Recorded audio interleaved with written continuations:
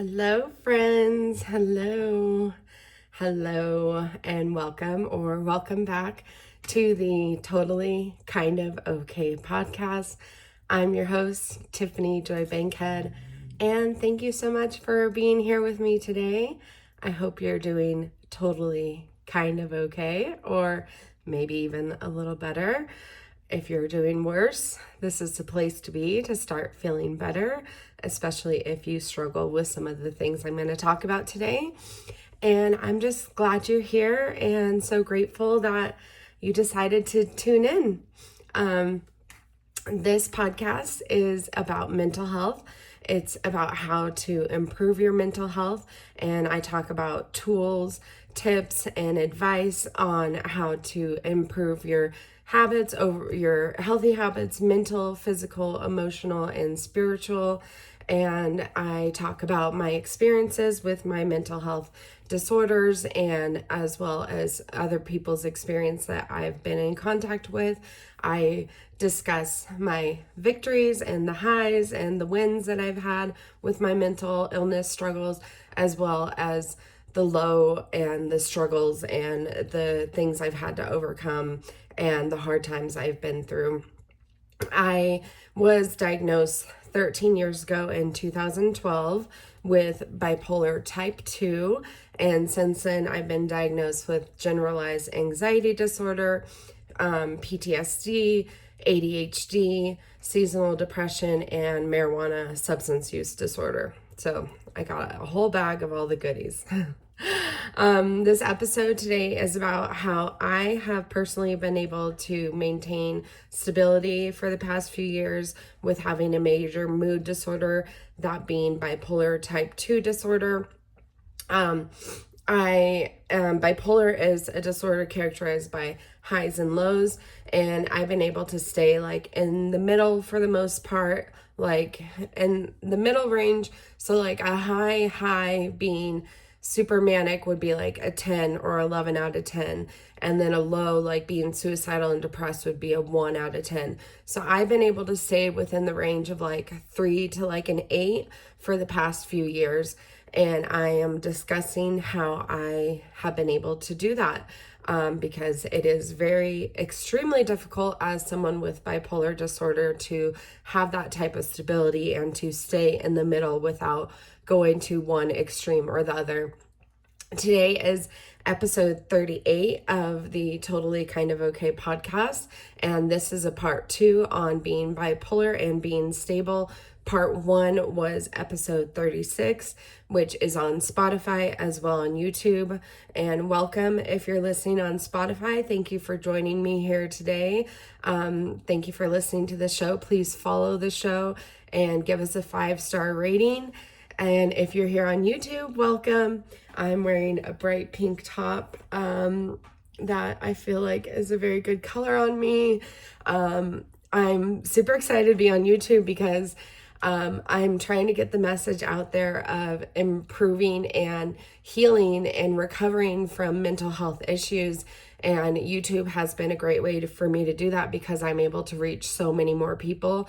Prior to the last couple episodes, I have only released my podcast on Spotify, so kind of a limited reach on there. And so if you're on YouTube, please hit the subscribe to my channel button, hit the like button, and leave a heart in the comments. If you're listening on YouTube, I appreciate you. Also, I just got a new tattoo. The ink is kind of coming out, so it's not like super defined, but I got a new tattoo on my top of my arm, not my forearm, but the opposite part of your forearm, the top of your forearm, and it's a cross with a vine of flowers and leaves, and it says John 13:7 from the Bible, which John 13:7 is when Jesus says, he says, you may not know now what I am doing, but later you will understand. And that Bible verse has a lot of meaning for me, especially in the struggle of having bipolar disorder. I've probably had bipolar since I was a mid-teenager, like 16, 17, maybe even 15, but I wasn't diagnosed till I was like 25.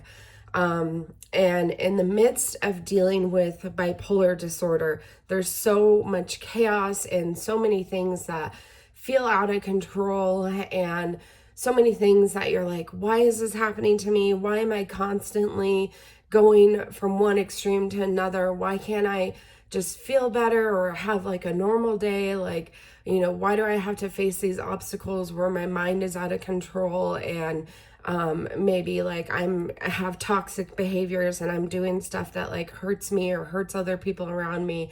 And I just want you to know today that you may not understand what you're going through, why you're going through it right now, but one day you will get to the other side and you will understand the reason that you had to go through this. And for me, I'm very spiritual, I'm religious, I'm Christian, thus the cross. But for me, I really know that I have gone through everything I've experienced with my mental illness for a reason, and it's taken me over a decade to really recover and get to a place of stability. But I started this podcast back in 2022, so 3 years ago, and my whole mission is just to help other people who are going through the same things I've been through or what I'm experiencing now and going through. And I feel like the reason, like, I may not have understood why I had to struggle so much and why everything was very hard and difficult for me for a very, very long time, and lots of depression and suicidal ideation. And I didn't know why I was experiencing that pain, but now I know it's because I get to take my pain and turn it into a way of helping other people heal. I get to take my mess and turn it into my message. And so I just wanted to share that little story of behind my new tattoo with you today, because you might be in the thick of things. You might be experiencing major symptoms and having like major behavioral issues or substance abuse. I definitely, like I said, I have marijuana substance use disorder, and I have been in the thick of my addiction, and I think I have a little over 5 months recovered from marijuana, sober from marijuana. I have somewhere around 160 something days sober, again, from marijuana. Also, if you didn't know, these were some of my most popular episodes on Spotify, are my episodes on my recovery and sobriety from marijuana use disorder. And if you go back, there's episodes, I'll probably post them in the show notes so you know exactly which episodes they are. But there is a meaning for everything, in my personal belief, and I am so glad that I get the opportunity to just share my message with other people and hope to help improve other people's lives because of the way that I've been helped and I've helped myself. So yeah, this is part 2.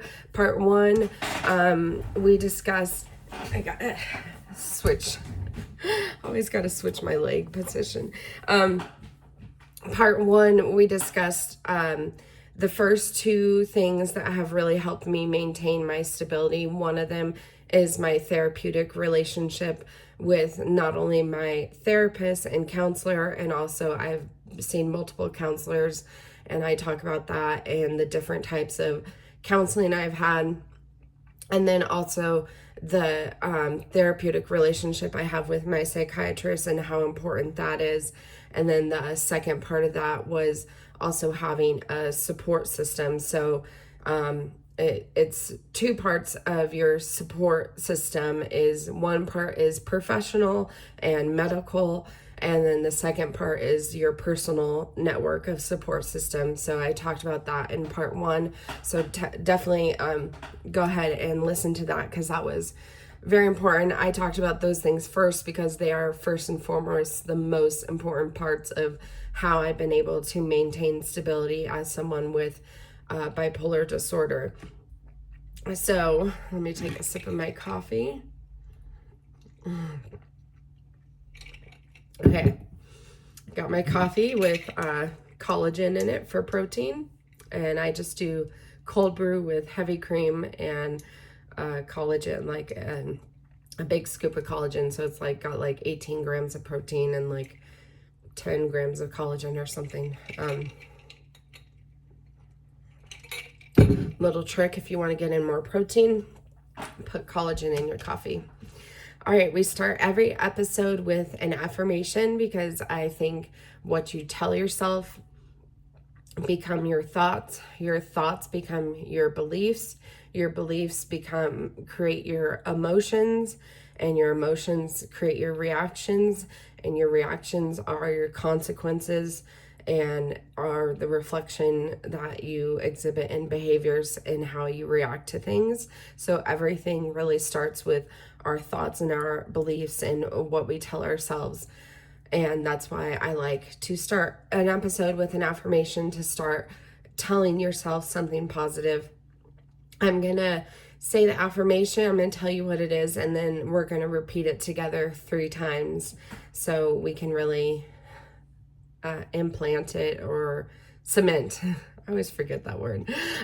Cement it into our minds. And then we'll do the affirmation at the end as well. Today's affirmation is, I am able to take good care of myself and maintain a healthy lifestyle. I am able to take good care of myself and maintain a healthy lifestyle. I am able to take good care of myself and maintain a healthy lifestyle. I am able to take good care of myself and maintain a healthy lifestyle. And I think that is certainly possible. And today I'm going to talk to you about what I've been doing to maintain a healthy lifestyle and take good care of myself as someone with bipolar disorder. And so we did our affirmation. I'm just looking at my notes to make sure I know what I'm talking about.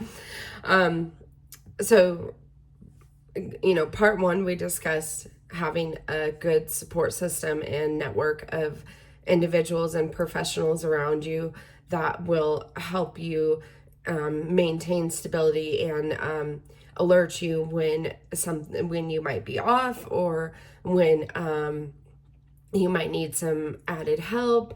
You know what? In part 1 too, episode 36, part 1, I talked about medication. I forgot about that. I talked about medication and taking your medication as prescribed. And so obviously, again, go back to part 1 because I go into detail about that. But those are the 2 most important things: a good professional and personal network and taking medication, because as someone with bipolar disorder, it is a biopsychosocial disease. So it's biological, it's psychological, it's physical, and it's social. So the biological part is like, you got to take your medicine. I have talked all about this in episode 1, but I've been through periods of not taking medicine, and I talk about how my life ended up, and it's very critical to take your medicine.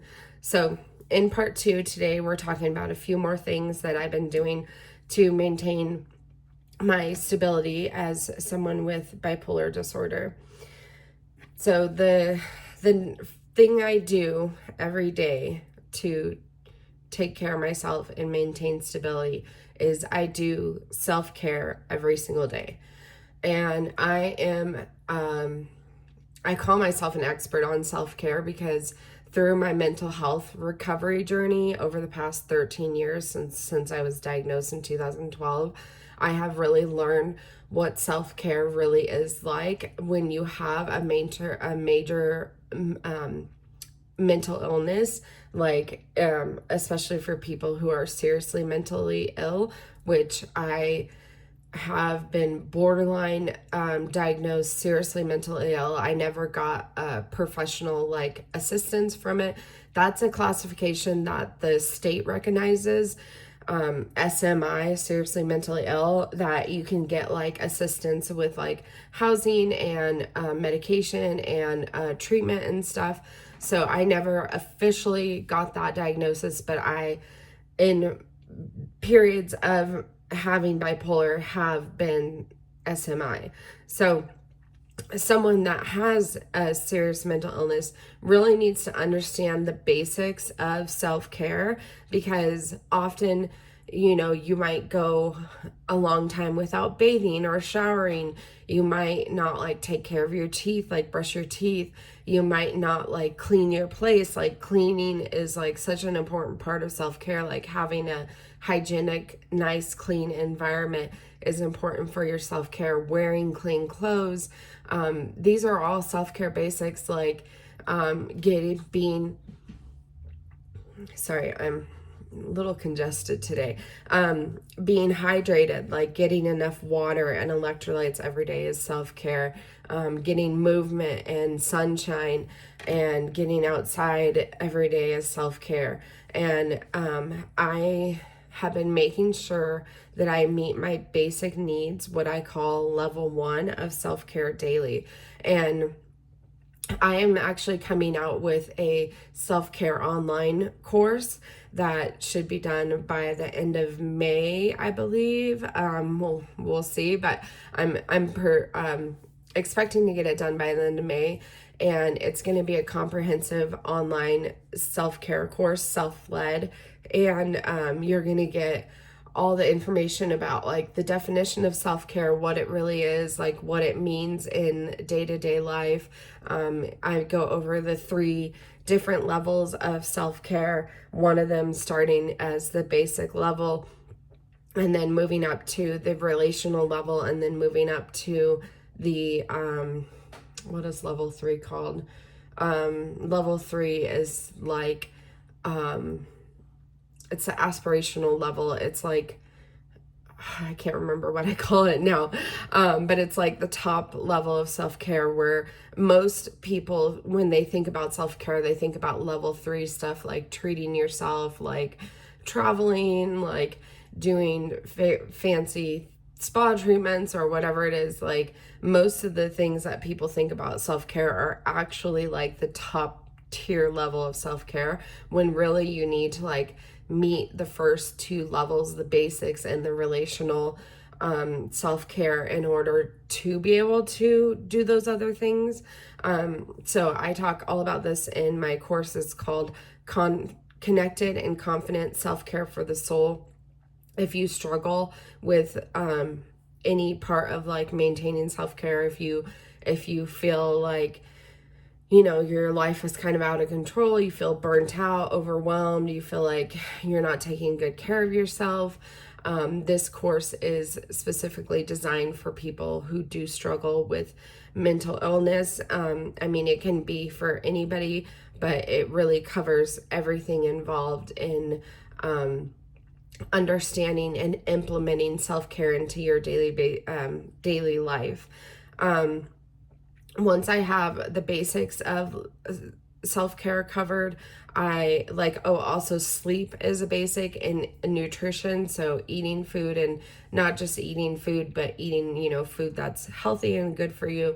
Those are all critical to the basics of self-care. But once I take care of those every day and meet those needs every day, I do level 2 and 3 of self-care. And I already said this. Level 1 involves things like getting good sleep, staying hydrated, getting exercise, getting sunlight, having a social life. Level 2 and 3 is level 2 is focused on your social life, your relationships in your life, your relationship with yourself, because your relationship with yourself is the most important relationship you're going to have in your life. And then also, as well as partaking in hobbies, doing fun things.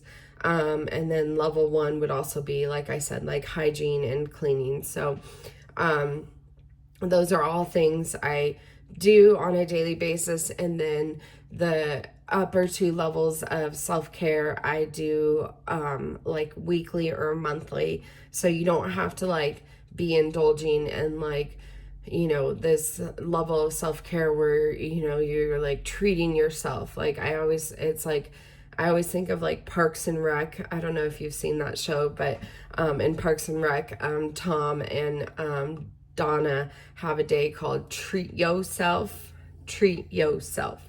And they do like these extravagant things, like they, you know, just completely like spoil themselves with like luxuries and like whatever they feel like doing. Like one of the things Donna does is she gets her elbow bedazzled with like rhinestones, just because you can bedazzle your elbow with rhinestones. So it's like, you know, those things are important to do, but really you need to cover the basics of self-care and do those every single day. Just a little more about the course. I just want to plug this because if you are listening or watching this, that you more than likely need this course. I am doing a discount for the first 2 months of when the course is released. So if you go to my website, it's in the show notes, and you can sign up to get on my email list to get the discount. And you not only do you sign up for my email list and you'll get a discount, but you'll also get my free affirmation mental health cards.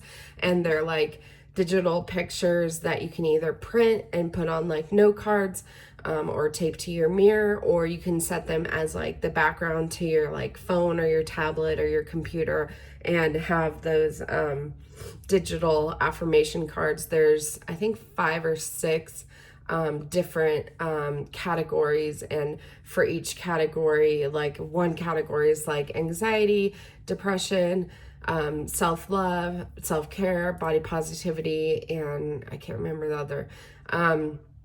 And each one has like 8 affirmations. So they're really cute, and they make a great screensaver to remind you, like every time you look at your phone, you can say an affirmation. So you get those for free when you sign up. And if you would like to get the discount, you can always just email me. My email is just tiffbankhead. That's TIFFBANKHEAD. Tiff, and then like a bank and a head. I always have to say that when I say my last name every time, at gmail.com. So at gmail.com, tiffbankhead@gmail.com. Just put self-care in the subject line and I'll get you signed up for my email list and for the discount, and I'll also send you my free affirmation cards. So the next thing I do once I tackle my self-care, and this has been a critical part of recovering from bipolar disorder. And when I say recovering, it doesn't necessarily mean like I'm healed or I'm cured, because I talk about this in episode 1, but bipolar is a lifetime illness. It's not necessarily something that you just goes away like after you get years and years of treatment, and after you take so much medication, and after you do therapy and do whatever other, like address your nutrition and your other medical issues. Like it's not something that just like goes away. In fact, if it's left untreated, it can get worse and worse over the course of your lifetime. And if you didn't know, I learned this from my first psychiatrist, but bipolar is actually a degenerative disorder. So it literally degenerates your brain as you get older and older. So it affects different parts of the brain. It affects cognitive function. It affects your emotional regulation in your brain. And it will literally like degrade and make your brain worse over time if it's left untreated. So not only do you need treatment and regularly, but it's going to be something that you're going to have to deal with your whole life. And that's something that was really hard for me to accept, because I personally like to accomplish things, and like I like to be like, I overcame this. I finished this. Getting things done on my checklist is like where I find validation, and like having things accomplished, like producing things and getting things out in the world, always makes me feel like validated and makes me feel good about myself. And that's something I'm working on in therapy, is just like not having to get validation from my accomplishments, but feeling just valid and whole as the person that I am, because who I am is enough. That could be a whole nother episode, but bipolar is not something that is just overcome. So when I'm talking about like recovering from it, I'm talking about being actively in treatment, actively taking medication, actively leaning on your support system, actively seeing a psychiatrist, doing your self-care. And then this is the next thing that I do that's helped me maintain stability. I track my mood pretty much daily, like almost every day. I've been doing this since 2015, so like 10 years now. I have been writing down my mood, my sleep, my gratitude, my to-do list, my self-care, and rating my anxiety and depression and energy and mood on a daily basis. I'll show you what this looks like. This is just my journal. So I am actually coming out with a wellness journal that you will be able to do this in, and I'll talk a little more about that. But if you're listening on Spotify, I'm just showing my wellness journal. So here is where I track things.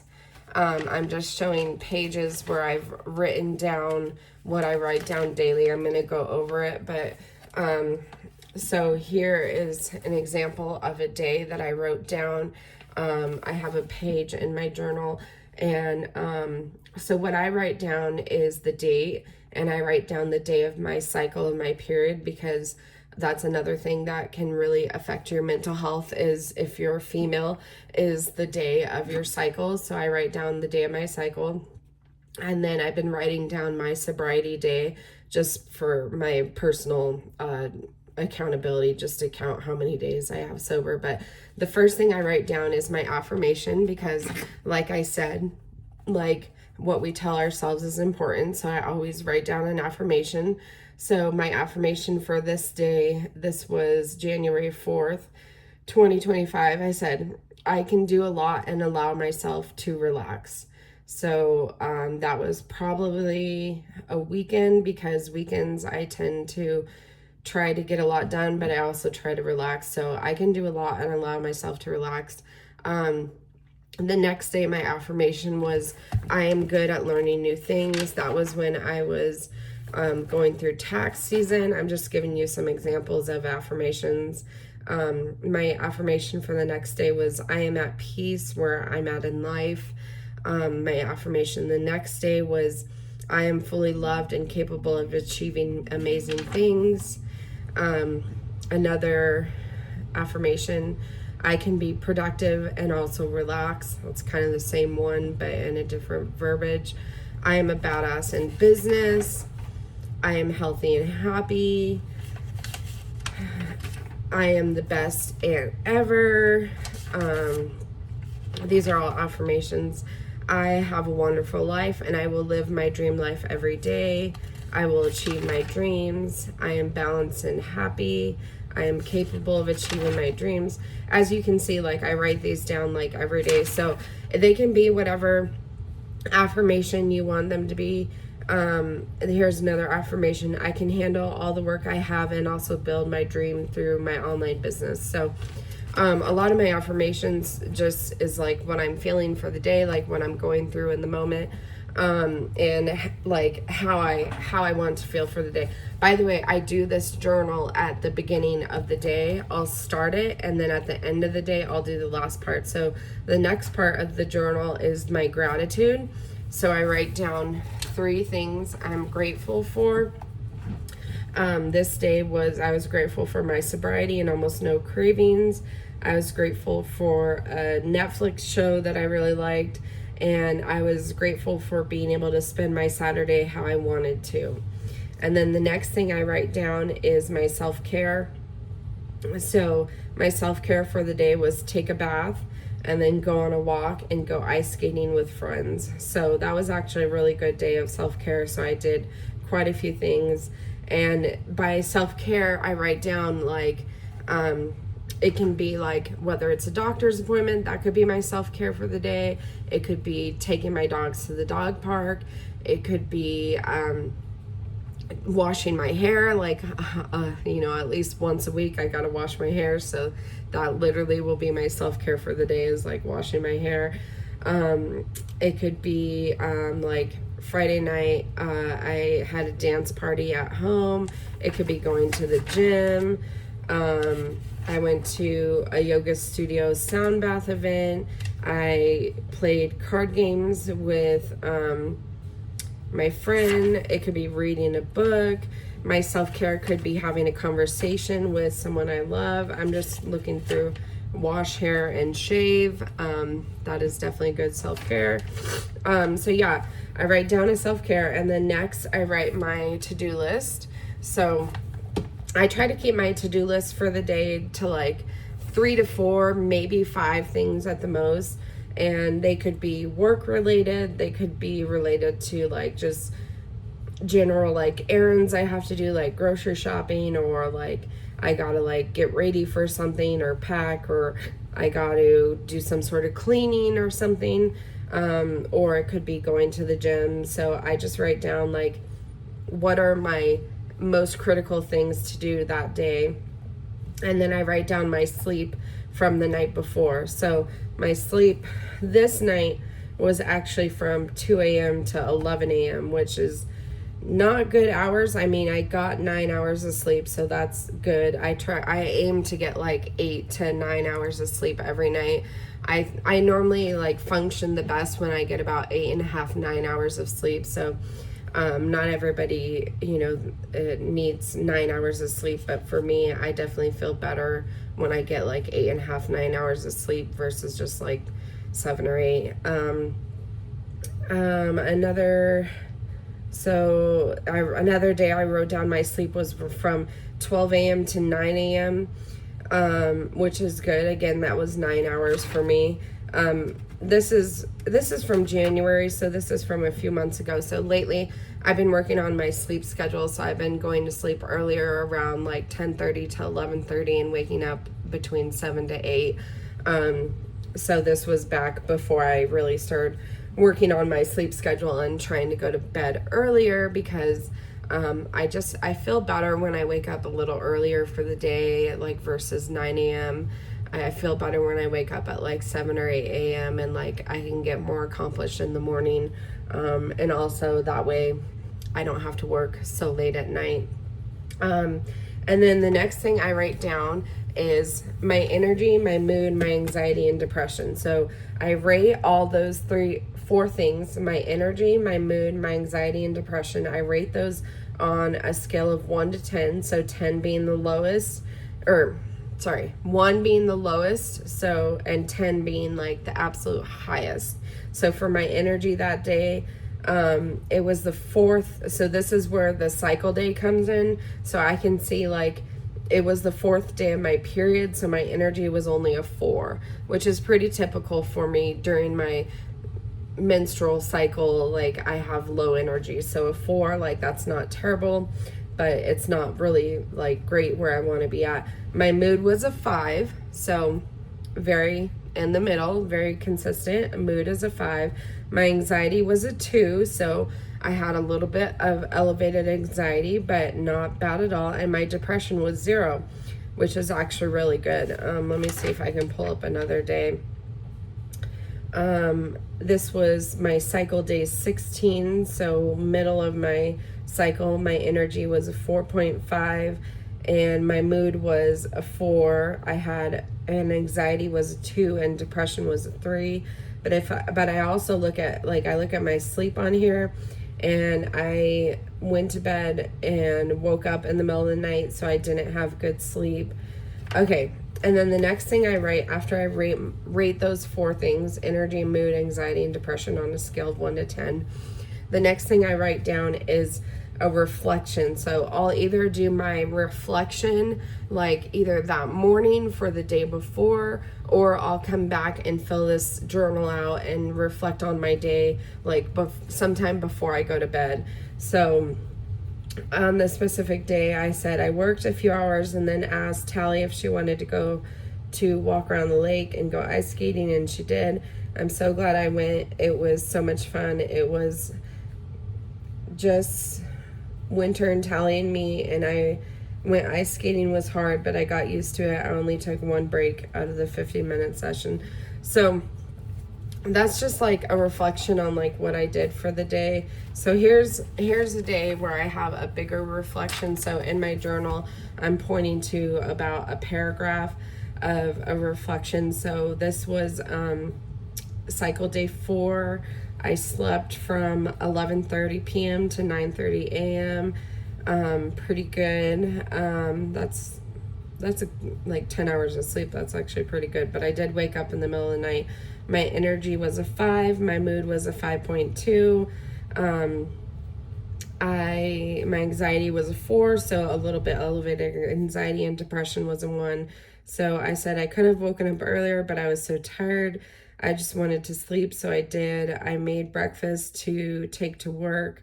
I didn't eat breakfast till 1 p.m. I kind of like try to keep track of like when I'm eating and like making sure that I'm because part of self-care is having good nutrition and fueling our bodies. So I said I had to go to counseling. And then this day I had some car trouble, but I made it to counseling.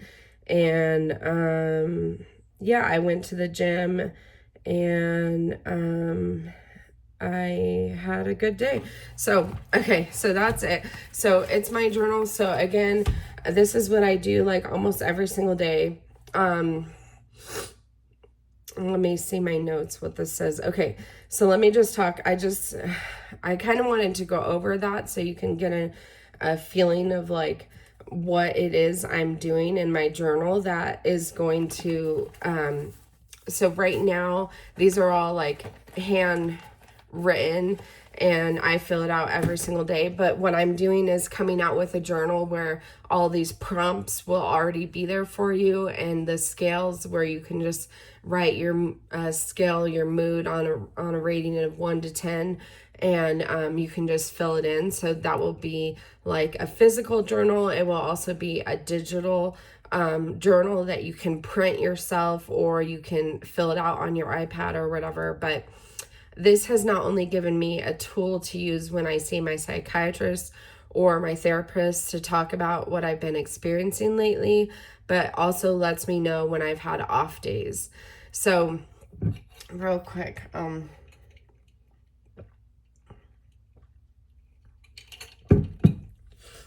gotta drink that coffee.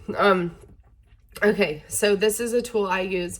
So when I have a psychiatrist appointment or a therapist appointment, I will look back at my journal and look at the past few days and see like, what was my mood like? What was my reflection for the day? What was I doing? What was my self-care? How was my sleep? How was my energy? Like, what part of my cycle of my period or my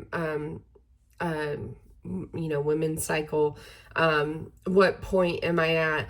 And it will give me information as a tool to use to discuss with my doctor, like, hey, I noticed like I haven't been sleeping very much. Like I've only been sleeping like 5-6 hours a day for the past few days or the past week. Like, is there something I can do to get more sleep? Or like, hey, I've had really low energy. I noticed like my anxiety's up, my depression's up. Like maybe I'm starting to go more towards the depression end. Or, I've had really bad anxiety, and then I can see like, okay, what was going on? Like, was my sleep bad? Why was I experiencing this anxiety? Was I not doing my self-care? Like, what was going on? And I can use that to, because often like when we meet with our psychiatrist or therapist, sometimes there's like a large period of time in between. Like, I see my therapist once every other week now, basically. But sometimes people can only afford to go to therapy like once a month. And I see my psychiatrist like once every 1 to 3 months. So I haven't seen my psychiatrist in a few months. My appointment's coming up. And so that's a really good tool. So you can look back and see like, what has my mood been like over the past few months, and like, how am I doing? But it also gives me like awareness of what I've been going through and how I've been doing. Just the fact that I'm sitting down, taking time to like reflect on that helps me check in with myself, because then I can be like, okay, where am I at? Like, am I feeling like more depressed? Am I feeling maybe hypomanic and manic? Like, is my energy like sky high, like an 8, 9, or a 10? Like, is my anxiety high? Like, where am I at? And that really helps me reflect and realize, what adjustments I might need to take to get to a level of stability. And self-tracking has helped me, made me aware of symptoms starting to arise and knowing when I need to make an adjustment to get help. I went over all that. If I have a few days that are low on the mood scale or high on anxiety or depression, then I know something is off. So if I notice like my mood is starting to get lower and lower and my anxiety and depression is getting higher and higher, I know there's something off. Like, so I know like, okay, is this situational, or maybe do I need to contact my doctor for a medication adjustment? Do I need to see my therapist to talk about something I'm going through? Like, am I getting enough sleep? Like, am I getting enough hydration? Like, what is going on that I need to address in order to get back to a level of stability? And then it gives me an opportunity to start, and then I can think about what might be going on and how I can start getting better. So yeah, I'm just looking at my notes to make sure I'm covering everything. I'm a big note taker. So my wellness journal I'm coming out is this exact self-tracking system I've been using for the past 10 years that has helped me enormously. This should be released around the end of June. It will be available as a digital copy and a printed copy, and so you can write on it daily. And if you want more information about that, you can email me. Again, it's just tiffbankhead@gmail.com, and put the word journal in the subject line, and I'll get you signed up on the wait list for that journal coming out. Okay, so I just have a couple more things. I appreciate you guys hanging in there with me through these longer episodes. I wasn't going to go through my whole journal like I did, but I thought it was important to show you exactly what I've been doing, because that mood tracking, self-tracking journal has made such a big difference in being able to get help and being able to know, like, address problems early on and address symptoms early on before they get out of control, before I like have to be hospitalized, or before I have to like take time off work or whatever it is. It's like I can make little adjustments and get back to being stable without getting way off track, because I am keeping track of how I'm doing on a daily basis. So all right, the next thing that I do to maintain my stability is I exercise very consistently. This has made a huge difference in my ability to have a stable mood. If I don't do a workout, I make sure I walk like 8 to 10,000 steps a day. At least that's my goal. I don't necessarily meet that goal every single day, but I aim, like, if I can't do like a workout, like whether it's a dance class or a hike or going to the gym and lifting weights or walking on the treadmill, or what else do I do? That's the majority of the workouts. Going to a yoga class, or what other workouts? That's pretty much the majority of the workouts I do is like dance class, hike, paddleboard, go to the gym, lift weights, walk on the treadmill, go for a walk outside, or go to yoga class. So if I don't do one of those things, I typically try to aim for like 8 to 10,000 steps a day.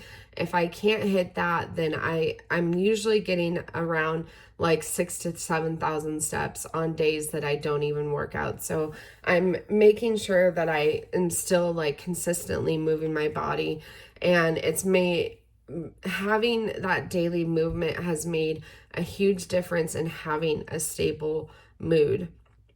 I work out 3 to 5 times a week, and I have been since 2017. So I have worked out like my whole life. I've had a different relationship with working out throughout my life because I previously had an eating disorder for 20 years, from a very young age to like I guess till my early 30s. I'm 37 now. So yeah, I had an eating disorder for a very long time, and I still even struggle with that, but my relationship with exercise used to be as a punishment and like to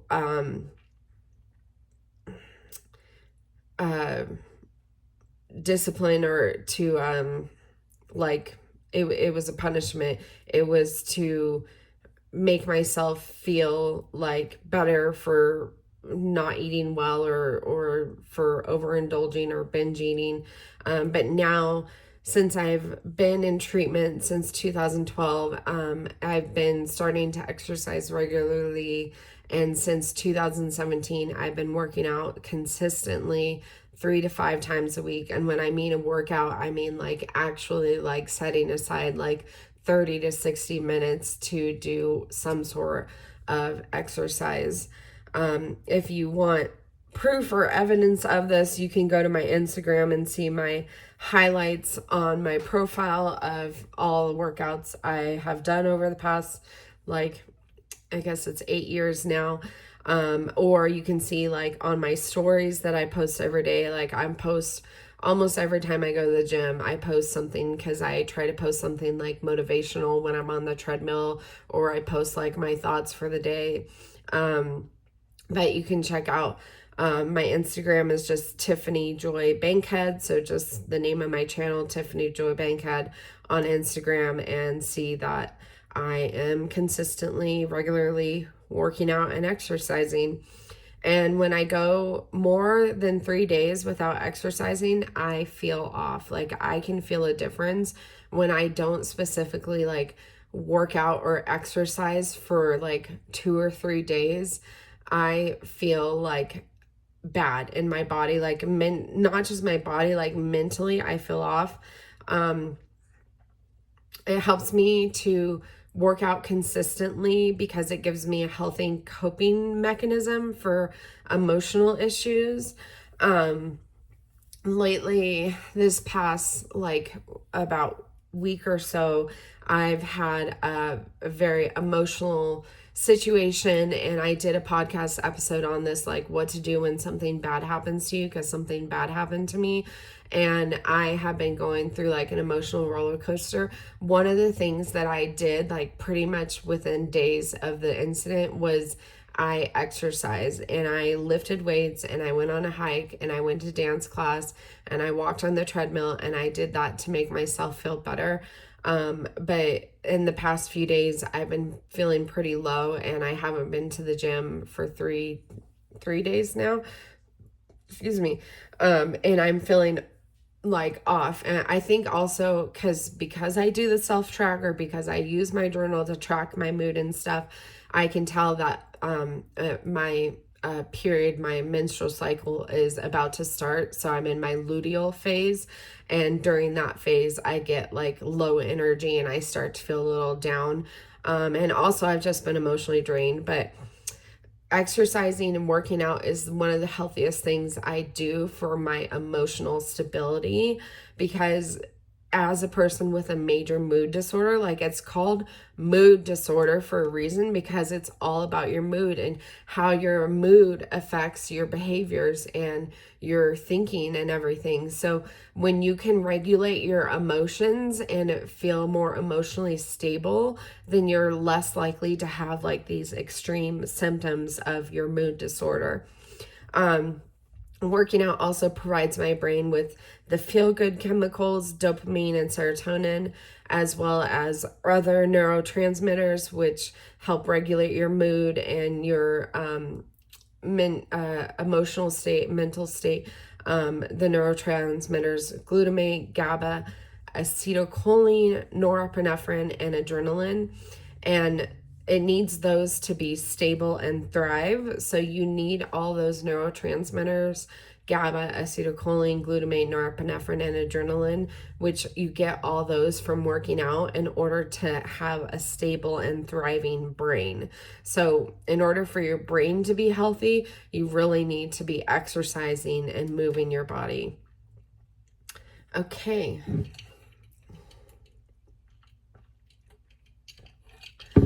Whew. I hope you guys are getting a lot out of this episode. This has been like really meaningful for me to talk about these things, because I feel like with bipolar disorder, people often get like extremely judged when you say, I have bipolar. There's automatically a stigma attached to that, and automatically people have assumptions about you and think, you know, oh, this person's unstable, or this person might just flip out one day, or they might like have some sort of extreme mood reaction, or, you know, or they're probably like super depressed, or whatever it is, the stigma, like the preconceived thoughts people have about someone with bipolar disorder. I'm trying to dispel those rumors, or those what is it called? Oh my gosh. Not accurate. Like, it's not an accurate way of thinking about something. You don't know how someone is actually doing. Just because I go and say I have bipolar disorder doesn't mean like I'm completely erratic and unstable. And so that's why I thought it was so important for me to like talk about like someone who has a major mood disorder, who has bipolar disorder, that it is possible to have a stable, happy, healthy, like fulfilling life. And these are the ways that I have done that. The other thing I do in order to maintain my emotional, mental stability is I have a very strong spiritual life. Like I said at the beginning of this podcast episode, I got the cross tattoo, and I got John 13:7 tattooed on me, because for me, my connection to God and my belief in Jesus Christ is critical for my emotional and spiritual well-being. I pray daily, and I put my trust in God, knowing that He has a greater plan for my life. It's something about like having a connection to something greater than you, something that, you know, is your creator, or maybe something that like controls the universe, or controls like all the synchronicities in life, and like all the miracles and everything. Having a connection to something that is above and beyond yourself is very humbling, and it also is very healing, and it helps you to find peace in daily life. Like, find peace when you are going through struggles, when you're feeling out of control, when you feel overwhelmed, knowing that there's something out there that is got your back, that is taking care of you, that has a bigger, better plan for your life, gives you such peace of mind, and like lets you know that like everything is going to be all right. Like I said, like my tattoo, John 13:7, like, you may not realize now what you're going through, why you're going through it, but you are going to know eventually that there was a reason for it. And God or the universe, whatever you believe in, had a plan for you all along. And that plan was for your greater good. That plan was for the benefit of not only you, but for people around you. When I rely on God when I'm going through something tough and thank Him, I rely on God when I'm going through something tough, and I thank Him for when I'm experiencing joy. And again, it all goes back to like feeling connected. Like, even if you just like feel more connected to nature and the cycles of life, or the mysteries of life, or whatever you want to call it, just feeling connected to something that is beyond your physical, emotional state, is actually very healing for your mental health and your emotional health, because it's just like it's a vibrational connection, that when you connect to something that's stronger or greater than yourself, it brings like good energy, healing energy into yourself. It's kind of hard for me to like talk about this in like very platonic, or however you want to say it, like a sense of like, the nature's wonder, or Mother Earth, or the universe, because for me, like, it's God. Like, to me, it's God who is in control. It's God who's planned everything ahead of time. It's God who knows the will He has for my life and everything that I need to go through in order to become the person I want to be. And so for me, that's just my own perspective, but I'm not saying, you have to think that way.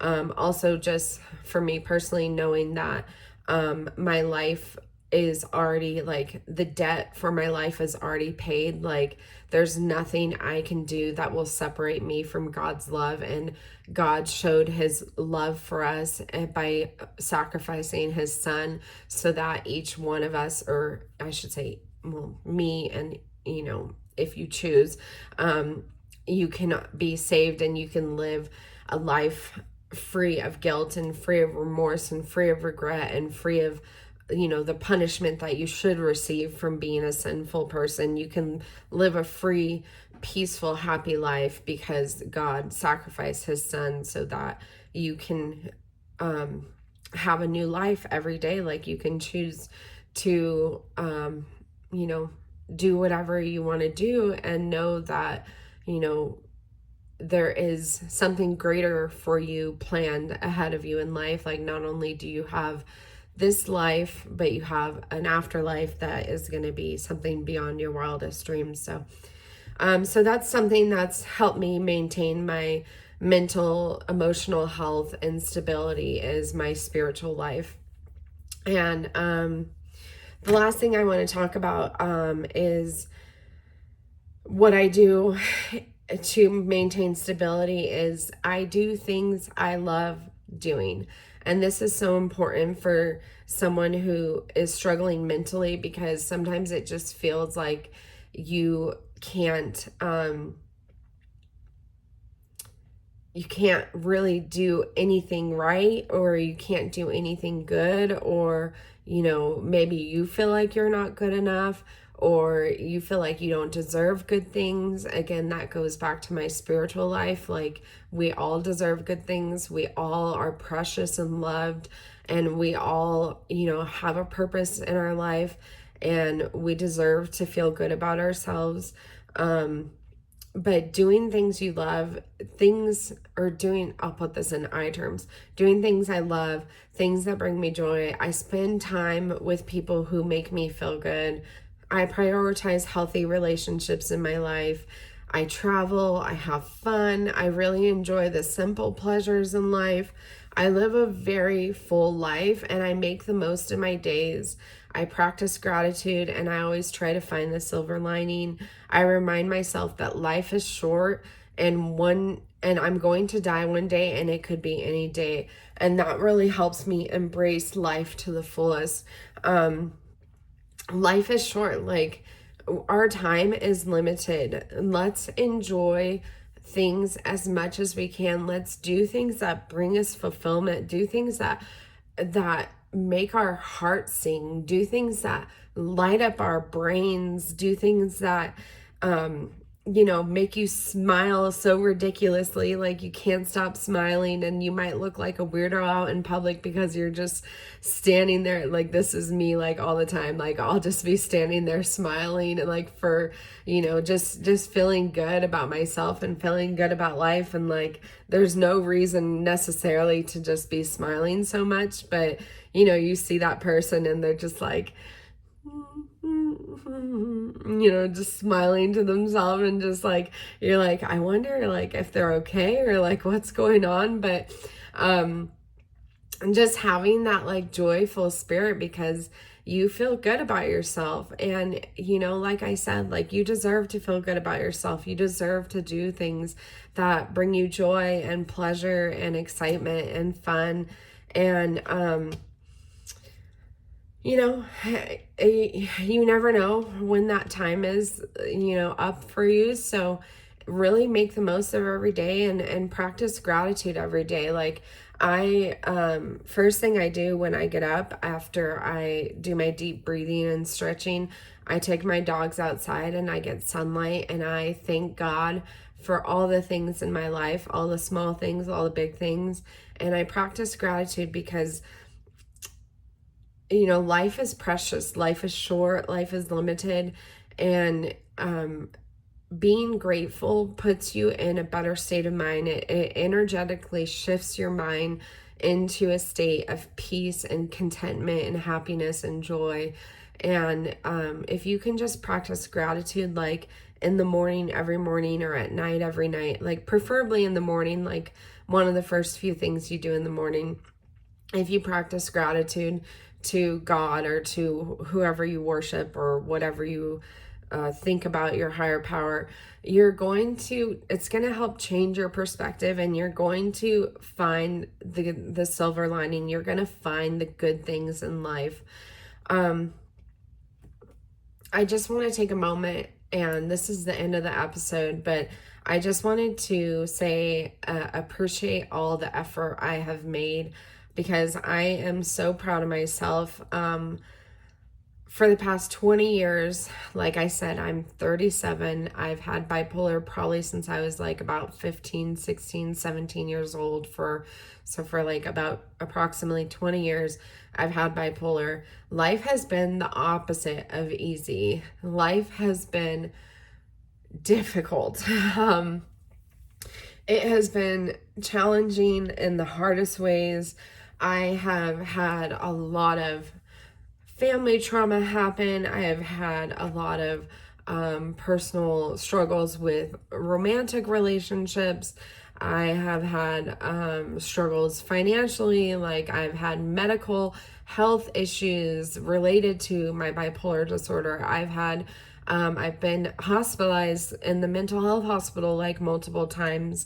Life has been very difficult, especially since having bipolar disorder, and just the fact that I have gotten to this point of stability, and being able to feel like I have some control over my life and over how I behave and how I feel and how I act, has been an enormous battle that I have overcome, and that I have won and gotten to this point. And I just am really proud of myself for putting in the work. Like, these things I talked about in the first episode, number 36, part 1, and then this episode, part 2, are things that I have been working on for over a decade, that they don't come easy. It's not like you one day you're just like, I'm going to start doing XYZ and then I'm just going to stick to it every single day. Like, every day you have to like try a little bit harder. Every day,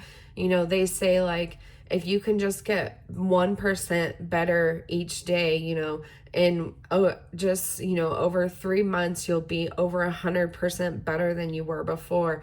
And that is literally what I've been doing, is just trying to get 1% better each day. And I feel like with someone with a major mood disorder, specifically bipolar, you don't start out at 100%. You start out at like negative 5,000, negative 10,000%. So me trying to get 1% better every day is pushing me more towards that 100%, but it's taken years and years of work and progress to get here. For me to maintain a habit, most people in general, like the general type of person, to maintain a habit, you need 21 to 30 to maybe even 60 days, like doing something consistently every day for 30 days, they say, like creates a new habit. For someone with bipolar disorder or a major mood disorder, you have to do things consistently every day for a whole year in order to make that a habit. And that is because it is a cyclical, it is a seasonal disease. So you have to maintain that habit through all 4 seasons in order for that habit to really stick with you. So for me to discuss these things that I've been doing, taking my medication regularly, seeing my psychiatrist regularly, seeing a therapist consistently, exercising consistently, practicing gratitude consistently, tracking, using my self-tracker, mood journal consistently. Each one of these things has taken me a year or longer to be consistent with and to create a new habit. So it has been, it's been a lot. And, a lot of work. And not only do I have bipolar disorder, but I have a whole garbage truck ton full of childhood trauma as well that I've also been working through, in addition to overcoming my bipolar, or not overcoming, but recovering from my bipolar disorder. I've also been doing healing from, all my trauma in my life. And it's not easy. Like, it is not easy to have a mental illness. It is a struggle. But I want you to know, if you have a mental illness, if you have a mental disorder, if you have a substance use disorder, it is worth all the energy and effort you have to get better and to feel better about yourself. It is 1,000% worth putting in the work on yourself, getting the help you need, like building a support system. It is so worth making the effort to help yourself get better, because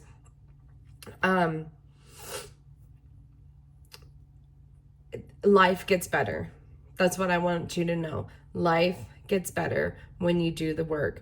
When you put in the extra effort on yourself, life gets better. And you will eventually feel like,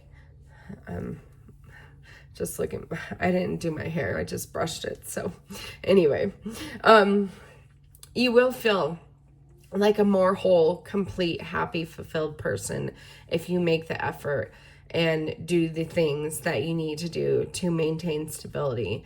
And I just hope you understand that, like, it's a journey, but the journey is worth it, and it's going to be a struggle, but it's absolutely 1,000% worth the effort of putting the work in on yourself, because you are going to be proud of yourself, and you are going to be able to live a life that you love, and you are going to be able to live your dream life. You're going to be able to do whatever you want to do. You're going to be able to give back and help other people, and life is going to get better. I know in the darkest of my days, I had my spiritual life, I had God with me, but I know that some people might be experiencing those times or those dark days right now, and I just want you to know that life is going to get better. So thank you so much. I have an injury on my finger. I just realized my scab came off. Thank you so much for listening today. Let's say our affirmation 3 more times. And again, that affirmation is, I am able to take good care of myself and maintain a healthy lifestyle. So let's say that 3 times together. I'm able to take good care of myself and maintain a healthy lifestyle. I am able to take good care of myself and maintain a healthy lifestyle. I am able to take good care of myself and maintain a healthy lifestyle. Thank you so much for listening or watching today and being a part of this community that is growing. I want you to know that there are so many good things ahead of you in life. You can achieve your dreams and you will find happiness and peace. You are worthy as you are, just the way you are, just because you are who you are. And you have so much value to offer this world and the people around you. I'm so glad you're here and ready to become your happiest and healthiest self. You deserve to feel good about yourself and you be the most fulfilled version of yourself you can be. Email the show for questions, requests, future episode topics, or any feedback you have to totallykindof@gmail.com. This will be in the show notes. totallykindof@gmail.com. Also, go follow me on Instagram, Tiffany Joy Bankhead, and Totally Kind of Okay, where I share more funny, inspirational, and educational videos about myself and my life and my personal life. And check out my stories for updates on the podcast and for updates when the wellness journal, the self-mood tracking journal is coming out, as well as when the self-care online course is coming out with. I love you and keep coming back, and I appreciate you. You are awesome, and have a wonderful day.